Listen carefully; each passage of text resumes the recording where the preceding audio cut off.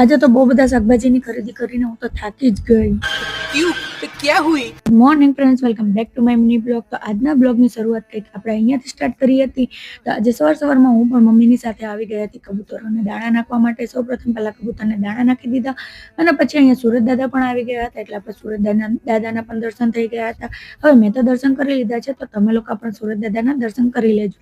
તો હવે સવારમાં ઠંડી પડતી હોય ને સવારમાં સુરત દાદાના દર્શન થઈ જાય તો વાત જ કંઈક અલગ છે.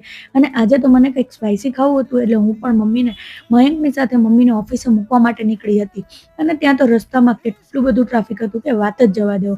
અને આમ તો જો આ અમરોલી પુલ પાસેનું ટ્રાફિક છે, તો ચલો આજે હું તમને લોકોને અમારા અમરોલી પુલ પાસેનું ટ્રાફિક બતાવું.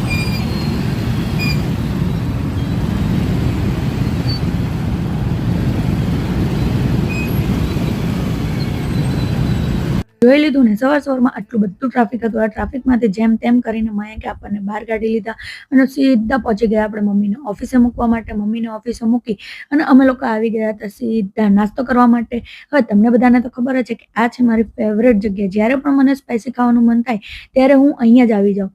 અમે આવ્યા ત્યારે તો અહીંયા ખૂબ જ ટ્રાફિક હતું, તો થોડીક વાર વેટ કરી અને ફાઇનલી આપણો નંબર પણ આવી ગયો.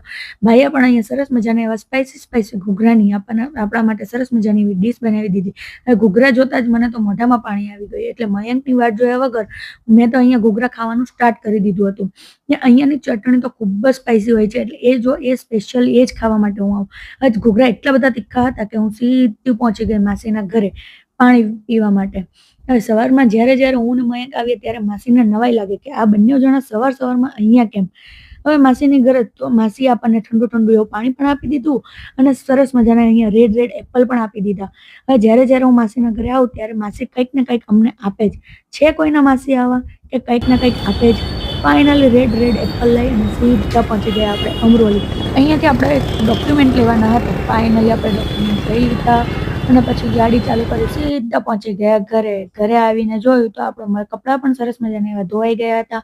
અને આજે તો હું બધું જ નાનું મોટું એવું બધું જ કામ પતાવીને ગઈ હતી, અને જે બાકી રહી ગયેલું કામ હતું નાનું મોટું એ પણ પતાવી નાખ્યું. પછી ફાઇનલી ફ્રી થઈ ગયા તો થોડીક વાર મેં વિચાર્યું પહેલા ટીવી જોઈ લઉં ને પંખો ચાલુ કર્યો તો અહીંયા પાવર જ નહોતો. તો હવે શું કરવું? જ્યારે પણ મારે કામ હોય ત્યારે પાવર જ ન હોય.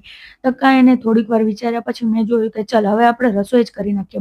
બીજું બધું કામ પતાવી નાખ્યું, રસોઈ કરી, જમી કરી અને છોકરાઓ પણ આવી ગયા હતા. છોકરાઓનું હોમવર્ક પતાવી દીધું અને મને તો ખૂબ જ માથું દુખતું હતું, કારણ કે આજે સવારે હું પણ ખૂબ જ વહેલી ઉઠેલી હતી. અને કંઈ નહીં, હવે બધું જ કામ પતી ગયું હતું ને છોકરાઓ બંને જણા સૂઈ ગયા હતા અને મને માથું દુખતું હતું. એટલે મેં કીધું કે ચાલો હવે હું પણ થોડીક વાર આરામ કરી લઉં. તો કંઈ નહીં, ચાલો જ્યાં સુધી